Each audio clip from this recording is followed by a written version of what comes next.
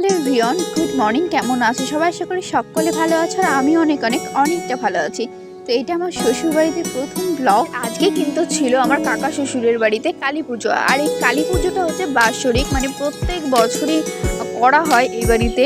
তো প্রথমেই আমি ঘরটাকে একদম গোছ করে নেব, তারপর ওই বাড়িতে যেতে হবে। আজকে যেহেতু আমি মায়ের অঞ্জলি দেবো, তাই সারাদিন উপবাস থাকতে হবে। আর আমাদের এখান থেকে গঙ্গা যেহেতু অনেকটাই দূর, তাই আমরা আগের দিনে গিয়ে গঙ্গা স্নান করে এসেছি। আজকে এমনি কলেই স্নান করব।